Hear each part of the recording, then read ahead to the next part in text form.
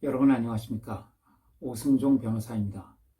지난 영상에서 반짝이 곰, 이 조성모 곰이라는 그 인형 사건을 가지고 저작권법의 가장 중요한 개념 중에 하나라고 할 수 있는 창작성에 대해서 말씀을 드렸습니다. 모든 콘텐츠가 저작권의 보호를 받는 것이 아니고 저작권법에서 정한 일정한 요건을 갖추어야만 비로소 저작물이 되고 또 저작물이 되어야만 저작권의 보호를 받을 수가 있죠. 그런데 이 어떤 컨텐츠가 저작권의 보호를 받을 수 있기 위한 요건으로서 가장 중요한 것이 창작성입니다. 그래서 이 창작성은 두 가지 개념으로 구성이 되는데, 하나는 남의 것을 베끼지 않아야 된다. 두 번째로는 최소 한도의 개성이 있어야 된다. 이 최소 한도의 개성이 있어야 한다는 것은 누가 하더라도 같거나 비슷하게 될 수 있는 것이 아니어야 된다 하는 말씀을 드렸죠. 이 창작성이라는 개념이 우리 저작권법에서 가장 핵심적인 그런 개념이기 때문에 오늘 몇 가지 사례를 더 들어서 이 창작성의 개념을 좀 더 확실하게 설명을 드리고자 합니다. 창작성이 문제가 되었던 여러 사건들이 있는데요. 미술사 연표 사건이라는 것이 있습니다. 미술사 연표. 우리 그 중고등학교 때 배웠던 그 미술책 기억나십니까?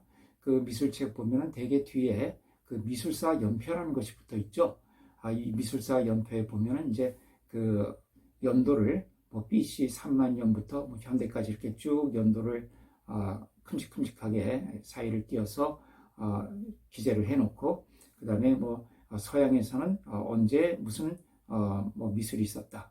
그래서 미술사적으로 중요한 의미를 갖는 그런 작품이라든가 어떤 그 사건들, 이런 것들 이렇게 동양, 서양, 또 우리나라 이렇게 칸을 나누어서 만들어 놓은 그런 표가 있죠. 서양 그러면은 BC 1만 년 전에 무슨 알타미라 동굴 벽화가 있었다. 또 BC 3000년경에 피라미드 미술이 있었다. 건축 미술이죠, 일종의. 그러면서 현대에 와서 어떤 미술이 있다. 이런 식으로 이제 그것을 한 장의 연표로 그려놓은 이런 연표를 미술체계에서 많이 볼 수가 있죠. 자, 이런 미술체계에 있는 이 미술사 연표들, 누가 만들어도 같거나 비슷하게 되는 것이 아니냐. 따라서 이 저작권법에서의 저작물로 성립되기 위한 요건, 즉 창작성의 요건의 두 번째 개념인 이 최소한도의 개성이 없는 거 아니냐 하는 이제 그런 논란이 있었습니다. 이게 이제 실제 사례로 그 소송이 되었었는데요. 법원은 이 미술사 연표는 개성이 있다고 판단을 했습니다. 그러니까 창작성이 있다는 것이죠. 이런 미술사 연표는 누가 하더라도 같거나 비슷하게 될 수밖에 없는 그런 것이 아니라, 이 미술사 연표를 만드는 사람들이 그 역사상 있었던 수많은 어떤 작품들, 수많은 미술사적인 의미 있었던 그런 사건들 중에서 특별히 이 연표를 만드는 사람은 이러이러한 사건들을, 또 이러이러한 작품들을 가려 뽑았다는 것이죠. 그래서 그 가려 뽑은 그 사건이나 작품들은 연표를 만드는 사람들마다 달라질 수가 있는 것이고, 이 연표에는 그 연표를 만든 사람의 어떤 창조적인 개성이 드러나 있고, 누가 하더라도 같거나 비슷하게 될 수밖에 없는 성질의 것은 아니다. 따라서 이러한 연표는 창작성이 있다. 이렇게 판단을 했던 사례가 있습니다. 또 그 다음에 그 운전면허 시험 문제집 사건도 상당히 유명한 사건인데요. 운전면허 시험 문제집, 여러분들도 다 알고 계시고 다들 한 번씩 풀어보셨을 겁니다. 운전면허를 갖고 있는 사람은 대부분 이 운전면허 시험 문제집을 다 풀어보셨죠. 이 문제집을 보면 거기 보통 40문제씩 이렇게 모아놨죠. 우리 실제 시험장에 들어가면 40문제를 풀게 되지 않습니까? 그러니까 법규에 대해서 20문제, 또 그 다음에 자동차 구조에 대해서 20문제, 이렇게 40문제로 구성된 그 시험 문제를 실제 시험장에 가면 풀게 되는데, 이런 시험장에서 푸는 것과 비슷하게 그렇게 일종의 모의시험과 같은 형식으로 이 운전면허와 관련된 시험 문제를 법규 20문제, 또 자동차 구조 20문제 이렇게 모아서 모의시험 형식으로 이렇게 만들어 놓은 것이죠. 그런데 여기 있는 문제들은 대부분 그 기출문제들입니다. 그러니까 이 문제집을 만든 사람이 직접 창작한 문제들보다는 대부분이 기출문제, 이루어져 있는 것이죠. 그리고 문제집 앞에 보면은 뭐 전국 도로교통 그 시험장 그 뭐 전화번호라든가 그다음에 도로교통법규의 간단한 요약 뭐 이런 것들이 이렇게 나와 있는 걸 볼 수가 있어요. 그런데 어떤 이런 객관식 문제집을 만드는 사람은 누가 만들어도 이렇게 만들지 않겠느냐. 다시 말하면 앞에 뭐 그 도로교통법규의 요약 부분, 그 다음에 시험장 안내 이런 것들을 앞에 놓고 그 다음에 뒤에는 문제를 이렇게 쭉 1회, 2회, 3회 이렇게 모의 시험처럼 풀어갈 수 있도록 이렇게 만든 형식. 이런 객관식 문제집은 누가 만들어도 비슷하게 되지 않느냐 하는 그런 이제 논란이 있었습니다. 이것도 재판에 들어갔는데 이 운전면허 시험 문제집에 대해서도 법원은 창작성이 있다고 판단했습니다. 그러니까 비록 그 형식 자체는 누가 만들어도 비슷하게 될 수밖에 없겠지만 여러 가지 문제들을 선별하고 그 선별된 문제들을 이리저리 배치하고 그 다음에 앞부분에 어떤 그런 요약 정리를 해설해서 놓는 것은 누가 만들어도 그 구체적인 내용에 들어가게 되면 누가 만들어도 같거나 비슷하게 될 수밖에 없는 성질의 것은 아니다. 이 운전면허 시험 문제집에는 이 문제집을 쓴 사람의 어떤 개성이 들어가 있다. 이렇게 판단을 했던 사례입니다. 또 그 다음에 칵테일 사랑이라는 그 사건도 있는데요. 이 칵테일 사랑이라는 것은 이제 그 우리 뭐 트로트 음반 같은 거 보면은 그 원곡이 진행이 되면서 그 백코러스를 넣는 음악들이 들리죠. 그러니까 기본 멜로디가 이렇게 나가면서 뒤에서 그 백코러스를 넣는 사람들이 있습니다. 이 백코러스라는 것, 이것은 대개 그 원 멜로디가 주어지게 되면은 그 뒤의 백코러스는 대부분 같거나 비슷하게 될 수밖에 없지 않느냐, 또 이런 논란이 있었어요. 이것도 법원에 소송이 제기되었는데 이 사건에서도 법원은 이 코러스 부분이 창작성이 있다고 했습니다.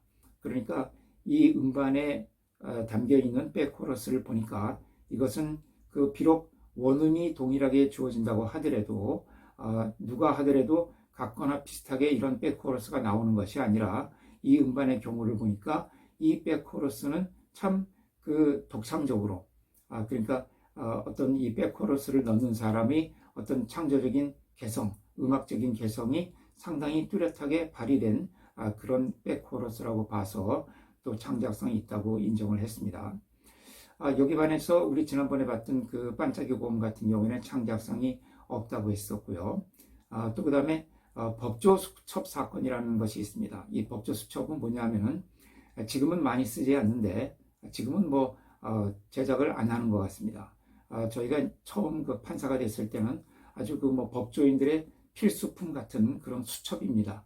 이 수첩에 보면은 앞부분에 뭐 전국 법관 배치표 해서 전국 법관들의 명단이 이렇게 한 장으로 요약이 되어 있고요.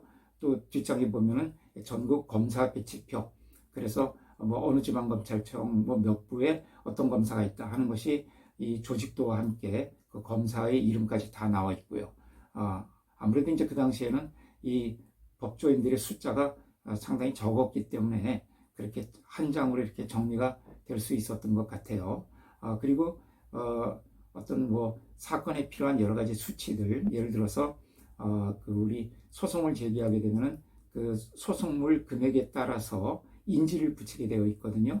그 인지를 붙이는 액수를 계산하는 뭐 표라든가 또 그다음에 손해배상 사람이 다쳤을 때 그 손해배상을 제기하면은 그 수입이 상실된 그 손해를 계산하기 위해서 그 적용하는 수치가 있습니다. 그 호프만 수치 또 뭐 라이프니츠 수치 뭐 이런 수치들이 있는데 그 수치를 또 표로 이렇게 제공을 하는 이제 그런 수첩이 있었습니다.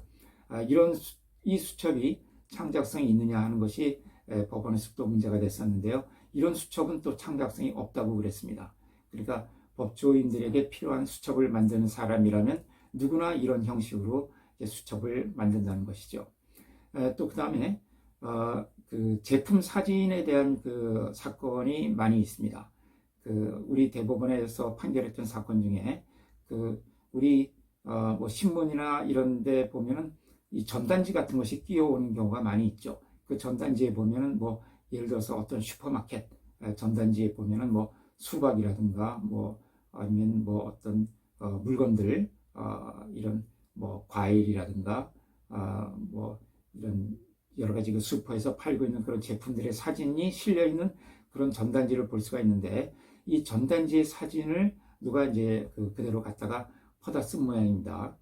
이런 사진들은 또 창작성이 없다고 그랬습니다. 그러니까 전단지에 게재된 햄이라든가 소세지 뭐 이런 물품들의 사진을 그대로 찍어 놓은 것은 이것은 창작성이 없다. 누가 하더라도 누가 이 제품을 촬영하더라도 이와 비슷하게 같거나 비슷하게 나올 수밖에 없기 때문에 이거는 창조적인 개성이 없다 해서 창작성이 없다고 판단했던 그런 사례가 있고요. 반면에 같은 제품이라 하더라도 이 제품을 이제 보기 좋게 이렇게 배열해 놓은 거 있지 않습니까?